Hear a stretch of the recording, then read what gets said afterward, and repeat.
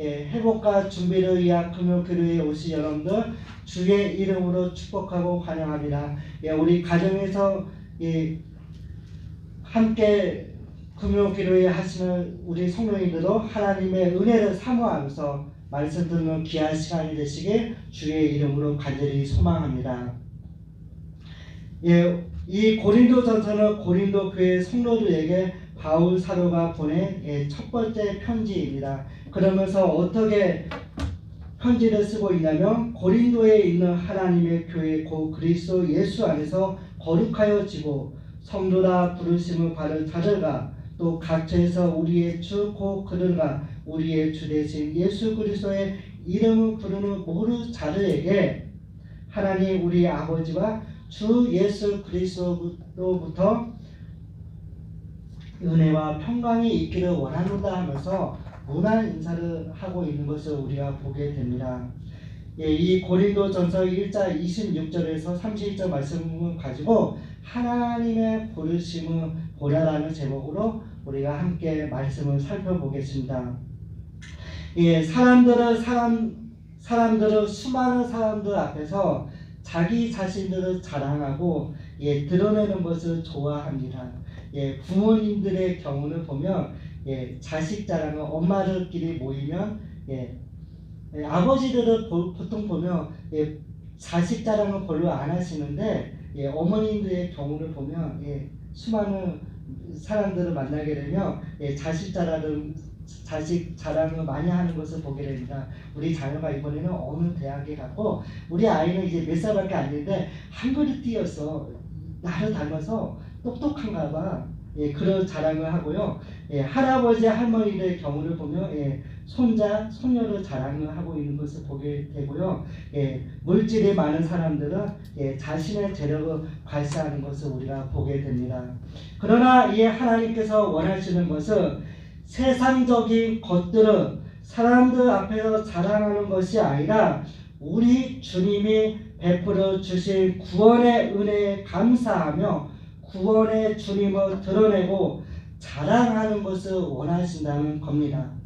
그래서 우리가 자랑하지 말아야 할 것이 있고 우리가 자랑해야 할 것이 있는데 우리가 이런 것을 우리가 말씀 안에서 우리가 구분을 잘 해야 합니다.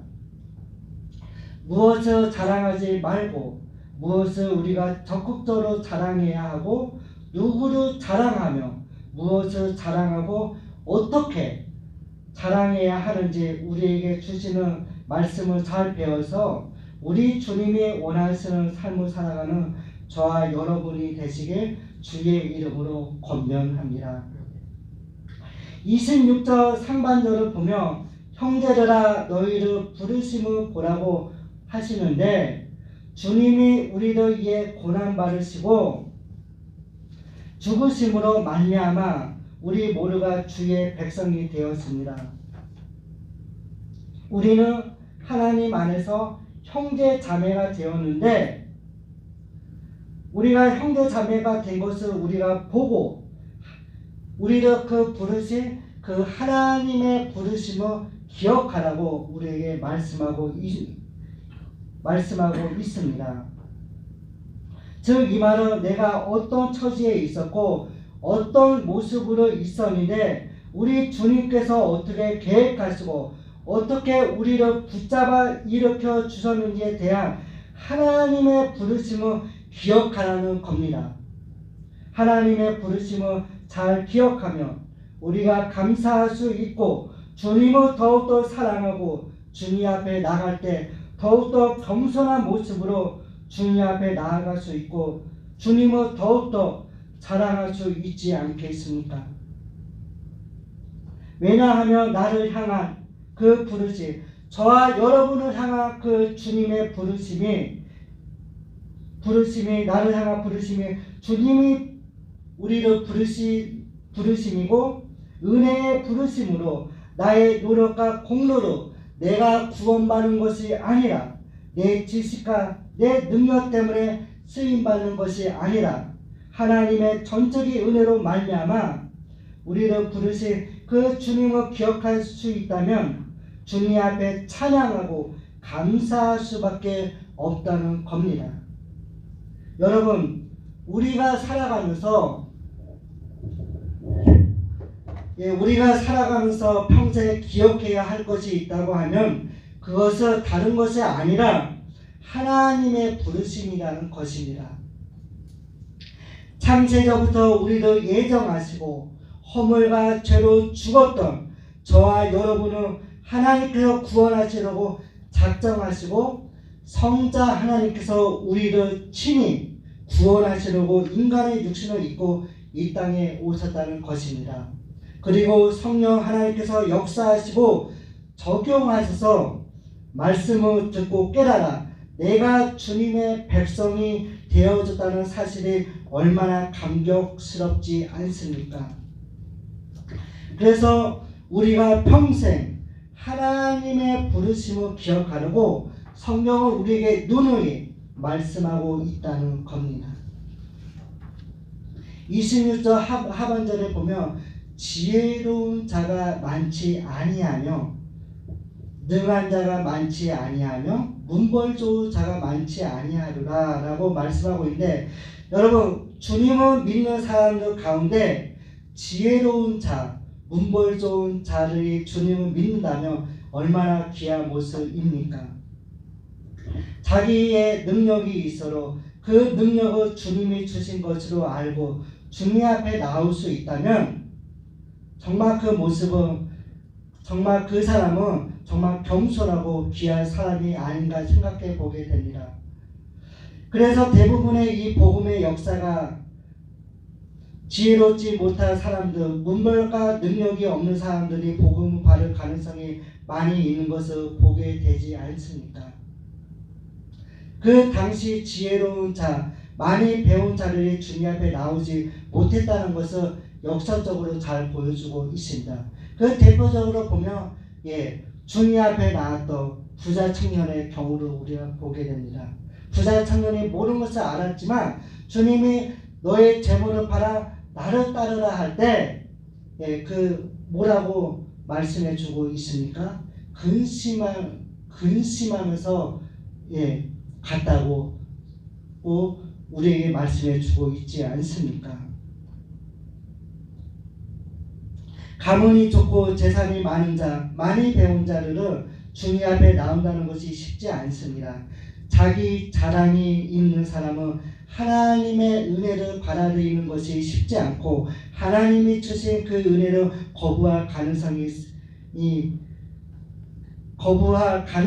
사실은 많다는 것을 보여주고 있습니다. 저와 여러분이 주님 앞에 나왔다는 것은 우리가 잘나서 나의 공로가 아니라 주님의 은혜로 나왔는데 얼마나 감사해야 할지 우리가 생각해 보아야 할 것입니다. 자기 자랑이 있는 사람은 그 자랑 때문에 주님 앞에 못 나가는 것을 우리가 기억해야 할 것입니다. 복음을 알기 시작하면 우리의 인생은 달라지기 시작합니다. 이것이 십자가의 능력입니다.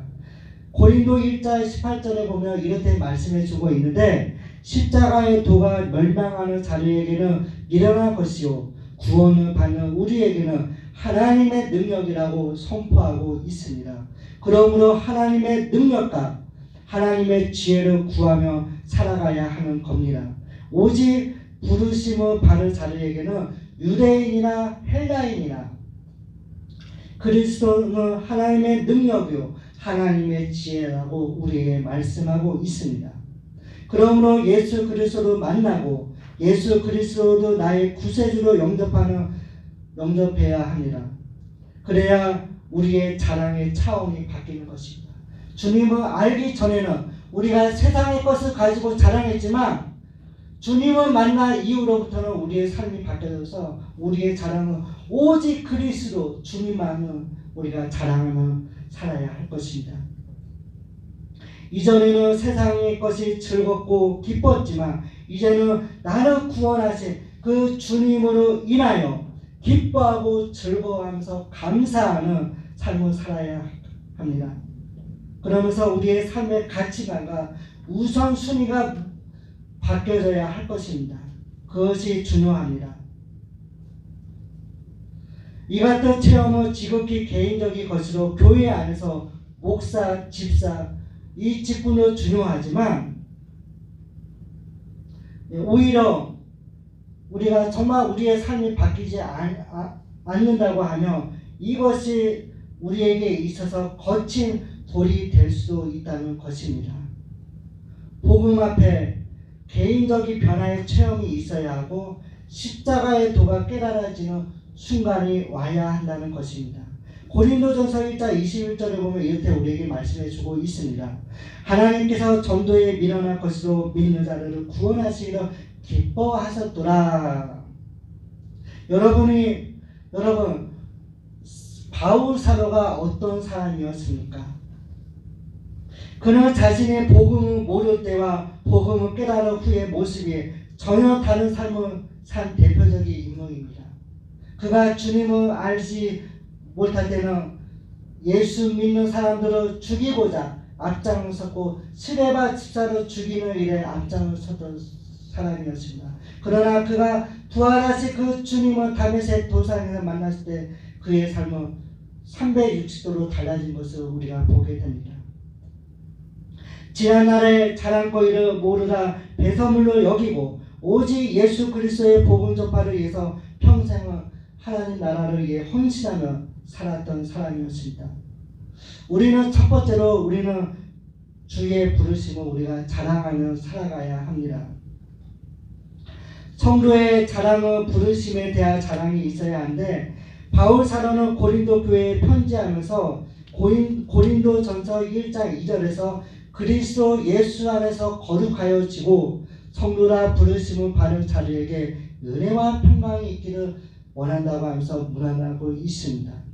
그렇습니다. 하나님은 우리를 성도로 부르신 것으로 성도란 세상 중에서 살아가고 있지만 세상을 이기며 사는 자들로 하나님 나라의 백성답게 살아가는 자들임을 우리가 잊어서는 안 될 것입니다. 아까 전에 우리가 26절을 읽었지만 우리를 향한 그 부르심이 신앙생활의 시작으로 하나님은 옛적에 우리 믿음의 선진들을 부르시고 그들을 통해 하나님의 계획하신 일을 이루어가신 것을 우리가 말씀을 통해 수없이 보았습니다. 하나님이 직접 그들을 부르시고 그 부르심에 응답하고 하나님의 백성으로서 그들을 삶을 살았습니다. 하나님의 부르심은 평범합니다. 그러나 그 나중에 창대한 것으로 부르심에 응답하는 일은 엄숙하고 주멈합니다. 이 같은 부르심에 응답하고 순종하여 따라 나선 것이 오늘날 지난 4천년을 이어온 아브라함의 자손 유대인의 것입니다. 그 시작은 단지 하나님의 말씀과 부르심에 순종한 것 뿐이었습니다. 부르심을 거룩하게 여길 줄 알아야 합니다. 하나님은 나라와 민족과 역사와 교회와 가정 가운데 지금 저와 여러분은 부르셔서 하나님의 자녀다운 삶을 살아가기를 우리에게 기대하고 계십니다. 그 부르심의 시작은 미약하나 나중은 심히 창대하게 될 것입니다.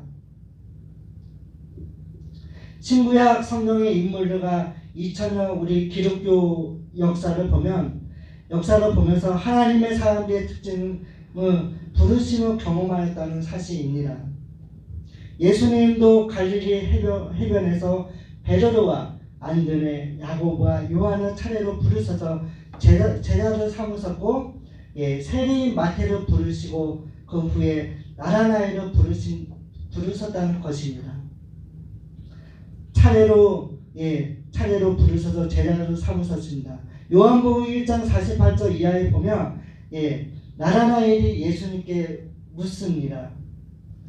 주님, 어떻게 나를 아시나이까? 예수님이 이렇게 말씀하십니다. 빌립이 너를 부르기 전에 내가 무화과 나무 아래에 있을 때 보았노라 라고 대답하시는데 주님이 나를 먼저 아시고 부르셨다는 것을 우리가 보게 됩니다. 두 번째로 우리가 하나님의 택하심을 우리가 자랑해야 할 것입니다. 하나님은 우리를 부르시고 택하셔서 하나님의 자녀답게 살아가도록 동행하십니다. 세상에는 지혜자, 능력자, 운벌 좋은 자가 더러 있습니다.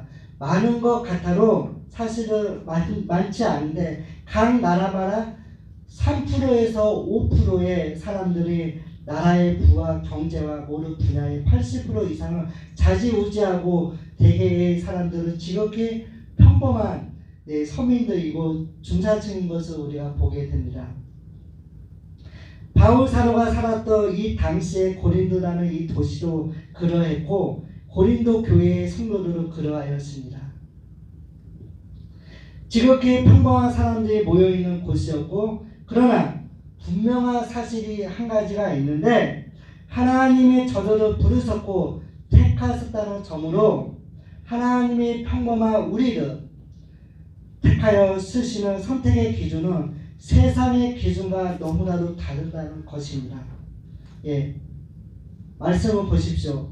세상의 미련한 자들을 택하여 지혜 있는 자들을 부끄럽게 하셨다는 것입니다. 세상의 약한 자들을 택해서 강한 자들을 부끄럽게 하셨고 세상의 천한 사람들과 멸시받는 사람들과 없는 사람들을 택하여 있는 사람들을 피하셨다고 우리에게 말씀해주고 있지 않습니까? 그렇게 하시는 하나님의 이유는 너무나도 분명합니다.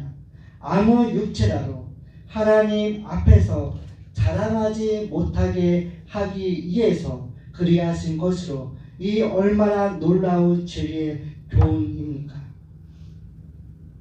하나님은 일찍이 연약한 자들을 택하셔서 하나님의 계획하신 일들을 이루어 가셨다는 것입니다.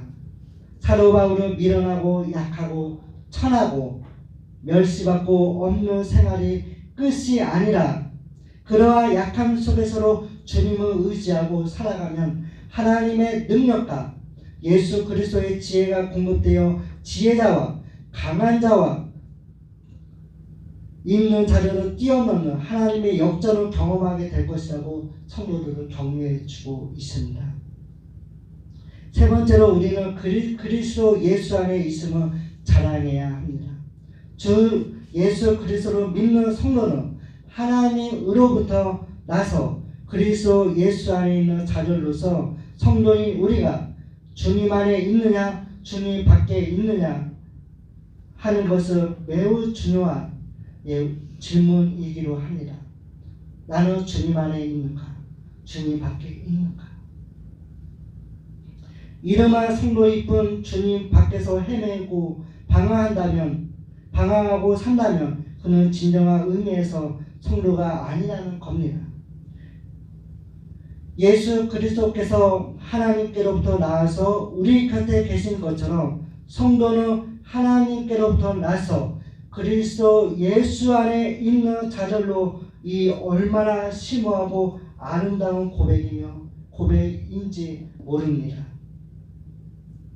그리스도 예수 안에 그리스도 예수 안에 이 선언은 바울 사도의 서신에서 매우 늘 강조하고 있는 단어이기도 합니다. 그리스도 예수 안에